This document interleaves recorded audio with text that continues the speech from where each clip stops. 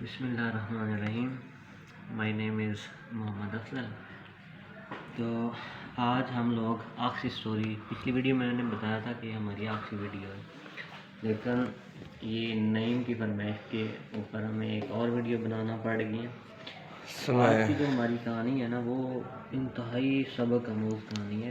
تو سٹارٹ کرتے ہیں بغیر ٹائم ضائع کیے. ایک گاؤں میں نا چیتا آتا کمزوروں کی جھونپڑیوں سے ان کے کسی نہ کسی معصوم بچے کو اٹھا کر لے جاتا. کہانی یہاں سے سٹارٹ ہو رہی ہے. کسی گاؤں میں نا کوئی چیتا، وہ گاؤں ظاہر ہے کسی جنگل کے سائڈ کے اوپر ہوگا. جنگل سے چیتا آتا گاؤں میں اور کسی معصوم بچے کو اٹھا کر لے جاتا اور اسے چیر پھاڑ دیتا، کھا جاتا. اس گاؤں کے سارے طاقتور مل کر کمزوروں کی مالی مدد بھی کرتے اور دوسروں میں بھی مدد کا جذبہ پیدا کرنے کا بہانہ بنا کر دور دور تک اپنی مدد کی تشہیر بھی کرتے. مطلب لوگوں کی مدد بھی کرتے اور لوگوں کو بھی کہتے کہ آپ ان کی مدد کریں، اور پھر اس کی مشہوری بھی کرتے کہ ہم جناب یہ مددگار ہیں ان لوگوں کی جو کہ غریب آدمی تھے اور ان کے بچوں کو چیتا اٹھا کے لے گیا ہے.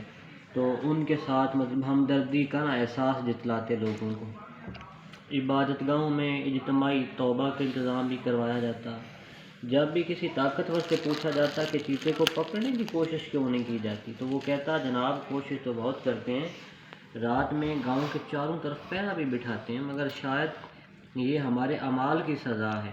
گناہ بہت بڑھ گئے ہیں، دعا کریں کہ مالک کائنات ہم پر رحم فرمائے. لوگ کہتے کہ آپ ان کی مدد تو کرتے ہیں غریبوں کی، لیکن آپ ایسا کریں کہ اس چیتے کو ہی پکڑ لیں، ٹھیک ہے، تاکہ وہ آئے دن جو لوگوں کو نقصان پہنچا رہے ہیں اس سے بچا جائے.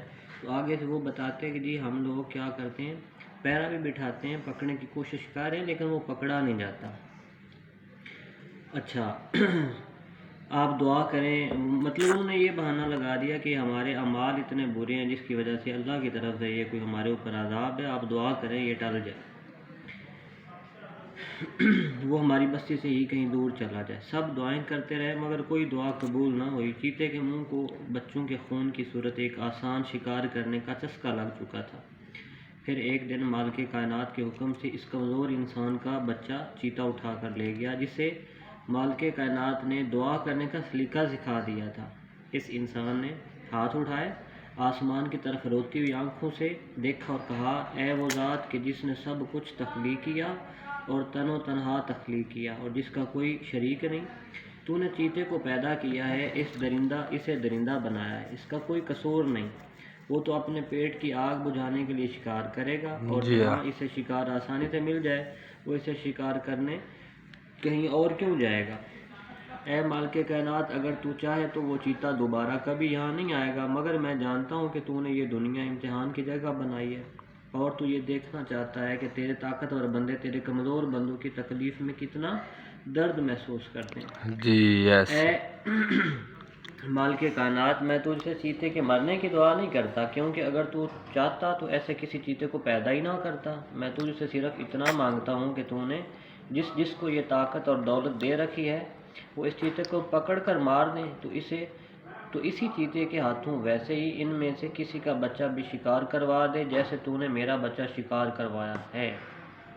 اللہ اکبر. اچھا یہ نا وہ بندہ دعا کر رہا ہے، اللہ سے شکوہ کر رہا ہے کہ میں یہ دعا نہیں کرتا کہ آپ چیتے کو مار دیں یا ایسے، کیونکہ آپ نے اسے تخلیق کیا ہے اور اس کو غذا جو ہے وہ چاہیے، تو وہ ہمارا جو ہے وہ اس طرح سے نقصان کروا رہا ہے. تو آپ سے میں یہ دعا کرتا ہوں کہ یہ غریبوں کے بچوں کے بجائے کسی امیر کا بچہ جو ہے یہ لے جائے اور پھر اس کے حساب سے وہ جو امیر ہیں وہ اس کا بندوبست کریں.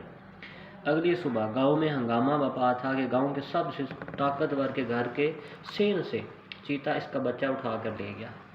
آس پاس کے 7 گاؤں کے طاقتور اپنی گاڑیوں، شکاری کتوں اور اسلحہ سے لیس لوگوں کے ساتھ چیتے کی تلاش میں نکل پڑے. سب کی زبان پر ایک ہی جملہ تھا کہ بس اس چیتے کی ہمت بہت بڑھ گئی ہے، یہ کمزور جھونپڑیوں کو چھوڑ کر اونچی حویلیوں کی دیواریں پھلانگنے لگا ہے. درجنوں شکاری کتوں نے کچھ ہی دیر میں چیتا ڈھونڈ نکالا، اسے مار دیا گیا.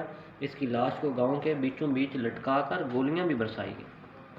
کہتے ہیں اس گاؤں سے دوبارہ پھر کبھی کسی کمزور کا بچہ کسی چیتے کا شکار نہیں بنا. اس گاؤں کے داخلی راستے پر اس طاقتور گاؤں والے کے چیتے کا شکار ہونے والے بچے کے نام ایک بہت بڑی پتھر کی یادگار بنائی گئی. مطلب وہ جو امیر کا بچہ تھا اس کی پھر تصویر انہوں نے لگا دی کسی ایک وہ راستے کے اوپر۔ اچھا، اس ساری بات کا خلاصہ یہ ہے کہ ہمارے جو امیر لوگ ہیں وہ کرتے کیا ہیں، جیسے ہمارے ملک میں سیلاب آیا ہے تو وہ غریبوں کی مدد تو کرتے ہیں، بہانہ بناتے ہیں کہ ہم ان کو راشن دے رہے ہیں، کپڑے دے رہے ہیں وغیرہ وغیرہ، کہ ہم ان کی ہیلپ کر رہے ہیں، گھر بنا کے دے رہے ہیں۔ لیکن یہ کیوں نہیں کرتے کہ وہ سیلاب کا جو ہے وہ ایک انتظام کریں، کوئی سیلاب آئی نہ، ٹھیک ہے، کوئی اس طرح کا جیسے کہ ڈیم بنا دیں، یا کوئی جیسے ہماری گورنمنٹ ہے تو کوئی اس کا پکا جو ہے وہ انتظام نہیں کرتے۔ مطلب یہ بہانے بازیاں کہ ہم لوگ مدد تو کر رہے ہیں، ٹھیک ہے، مکان بنا کے دے رہے ہیں، انہیں کپڑے دے رہے ہیں، راشن دے رہے ہیں وغیرہ وغیرہ۔ تو اس ساری بات کا خلاصہ یہ ہے کہ یہ جو امیر لوگ ہیں یہ اگر چاہیں تو ہماری جو غریب لوگ ہیں ان کی پرماننٹ مدد کر سکتے ہیں۔ ٹھیک ہے جی، اللہ حافظ۔